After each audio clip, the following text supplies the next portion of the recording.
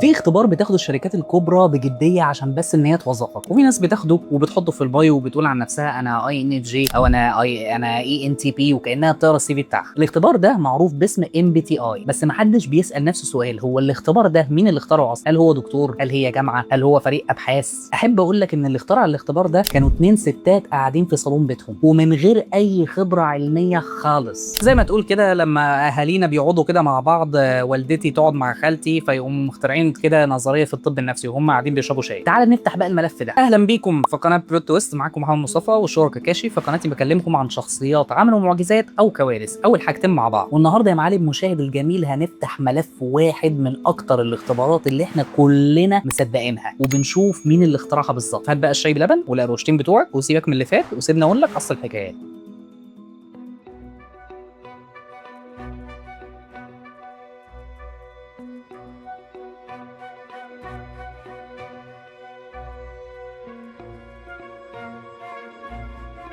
قصتنا بتبدأ سنة 1915. سيدة أمريكية اسمها كاثرين كوك بريتس، ست بيت وكاتبة من غير أي خلفية علمية خالص، وأنا مصمم إن أنا أكررها كتير. بنتها إيزابيل جابت خطيبها البيت عشان تعرفهم عليه، كان اسمه كالرنس مايرز. كاثرين لاحظت من أول لقاء حاجة غريبة: شخصية الشاب ده مختلفة تماما عن كل واحد في عيلتها. عيلتها هادية وتأملية وهو عملي ومنظم وحاسم كده بشكل غريب. تقدر تقول كده إن هي كانت زي أي حما بتحلل العريس بتاع بنتها من أول شيء. الفضول ده ما وقفش بقى عند أول لقاء. كاثرين قعدت عقود من عمرها بتقرا في الفلسفه وعلم النفس كهوايه، واول ما جت سنه 1917 كانت بنت لنفسها نظام تصنيف مبدئي من 4 انواع بس من غير ما تكون سمعت عن يونج اصلا. هتقول لي مين يونج ده؟ هقول لك دلوقتي. المهم ان الست دي ما كانتش بتلعب، كانت شغاله بجديه من الاول. بعد 6 سنين سنه 1933 قرت كتاب اسمه الانماط النفسيه للطبيب النفسي السويسري كارل يونغ اللي انا قلت لك اقول لك عليه دلوقتي، وقريت له نظريه شبه اللي هي وصلت لها بنفسها، بس كانت نظريته بقى اعمق شويه.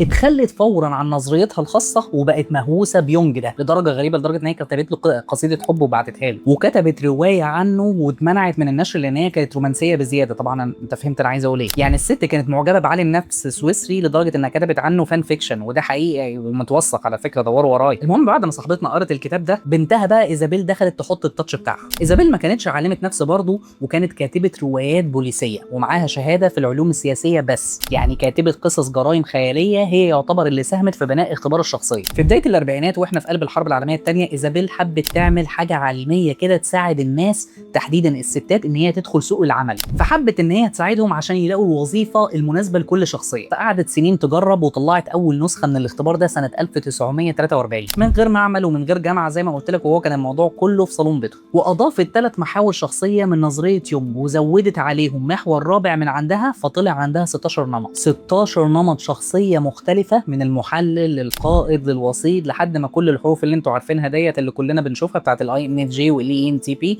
بقت لغه خلاص شائعه النهارده. يعني 16 نمط بس ل 7 مليار انسان على الكوكب. كانك بتقول هو خلاص هم في نوعين من الناس وهم وزعهم بقى على الخلق كله. في الاول ما حدش خد الاختبار ده على محمل الجد لحد ما ايزابيل استخدمت علاقات ابوها، كان فيزيائي كبير وكان من ضمن اللي اسسوا مشروع القنبله الذريه الامريكيه بعدين، عشان تطبق الاختبار ده على 5355 طالب طب في جامعه كبيره وتابعتهم لمده 12 سنه كامله. الدراسه الضخمه دي ادت الاختبار ده مصداقيه بشكل كبير، وبعدها هيئه اختبارات تعليميه كبيره في امريكا اللي هي نفس الجهه اللي بتعمل اختبارات القبول الجامعي الشهيره. المهم ان الجهه دي تبنته ونشرته رسميا سنه 1962 وبعدين انتشر عالميا سنه 1975. طيب البلوت تويست فين بقى؟ ان الاختبار اللي بنته 2 ستات دول من غير اي شهاده علم نفس واحده بقى اكتر اختبار شخصيه بيتاخد في العالم. بياخدوا حوالي 2 مليون شخص كل سنه من اشهر 100 شركه في العالم. اكتر من 80 شركه منهم بتستخدمه في التدريب والتوظيف وبناء الفرق. قرار توظيف مبني على استبيان اساسه ان كانت بتحلل خطيب بنتها. ودلوقتي بقى في حد يجي يقول لي طب يا عم كاكاشي، طالما هم بيستخدموه بالحجم ده يبقى اكيد في صحه علميه. للاسف احب اقول لك ان المجتمع العلمي الاكاديمي لسه مش قابله كاداه علميه دقيقه، ودول اسباب اللي انا هقولها دي وهي كلها اسباب موثقه. اشرحها لك كده ببساطه. اول حاجه النتيجه مش ثابته. يعني دراسات مستقله لقت ان نص الناس تقريبا اللي بتاخد الاختبار لو اختبرته تاني بعد 5 اسابيع بتطلع لهم نتائج مختلفه خالص. حرف واحد على الاقل من ال4 حروف بيتغير. يعني النهارده انا اي ان اف جي، بعد شهر ونص ممكن تطلع حاجه تانية خالص، بعد مش عارفه ايه هطلع دبليو سي. تاني حاجه هو بيحطك في خانه واحده بس، مفيش نص ونص. الاختبار بيقول لك يا اما منطوي يا اما منفتح من غير درجات نص ونص. في حين ان شخصيه البني ادم الحقيقيه اصلا متدرجه، فيها ناس منطويه شويه وفي ناس منفتحه شويه في نفس الوقت، بيكون في نفس الشخصيه. لكن الاختبار ده لا، بيقول لك لا، هو يا اما كده يا كده، يا هو ساده يا زياده، مفيش مظبوط. تالت حاجه ودي اهم حاجه اسمها تاثير بارنم، ودي فكره بسيطه. الوصف اللي بيجي لك في الاخر بيكون عام ومطاط جدا لدرجه ان اي حد بيحس ان هو بيتكلم عنه بالظبط، حتى لو اديته لاي حد تاني خالص. نفس الحيله اللي بيستخدمها قاري الناس اللي بتقرا الكف واللي بتمشي ورا صفات الابراج والكلام ده كله، لما يقول لك انت على فكره شخص حساس بس يعني بتخفي مشاعرك. وكل واحد في الدنيا اول ما يقرا الجملتين دول هيقول ايوه على فكره والله انا كده. رابع حاجه، الاختبار ما عندوش اي مقياس للقلق او الاستقرار العاطفي خالص، ده بعد اساسي في اي اختبار شخصيه علمي حقيقي النهارده.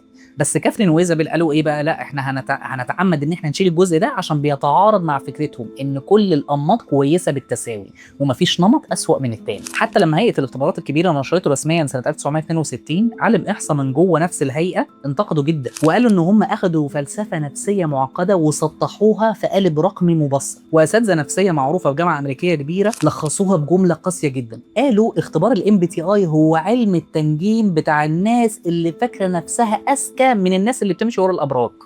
معي مشاهد الجميل، قصة كاثرين وايزابيل ملهمة جدا وفيها إصرار من امرأتين عصاميتين غيروا ثقافة العالم. بس المشكلة مش في الاختبار، المشكلة فينا احنا كبشر بنموت في الحاجة السهلة وبنعشق القوالب الجاهزة اللي تريحنا كده من عناء ان احنا ازاي نفهم نفسنا او ان احنا نفهم اللي حوالينا. اول ما تاخد الاربع حروف بتوعك بتقوم رايح حاططهم في البايو بتاعك على انستجرام ولا تيك توك وتبدأ تتعامل مع الحياة من جوه القفص ده، تقنع نفسك تقول اصل انا اي ان اف بي فمعلش ما عنديش مهارات اجتماعية، او انا اي ان تي جي فحقي ان انا اكون قاسي مع الناس وما راعيش مشاعر حد. انت كده بتسلم مفاتيح شخصيتك وتطورك لاربع حروف اختارتهم ست في استبيان كانت مدته 10 دقايق وانت قاعد متضايق. نفض عن نفسك التراب بتاع الصناديق دي، انت كائن حي معقد وبتتغير وبتتعلم وبتنضج وعقلك بيكتسب مهارات جديده كل يوم. الانماط دي اتعملت كتسليه او اداه تقريبيه للتعارف كده على القهوه، مش كسجن ابدي يحدد قدراتك ولا ان هو يحدد طموحك ويقول لك مين اللي المفروض تحبه ومين اللي ما تحبوش ومين اللي ينفع تشتغل معاه ومين اللي لا. فما تخليش ورقه كتبتها ست وبنتها من قرن فات تقنعك ان انت محدود، انت اكبر واعقد بكتير من مجرد اربع حروف.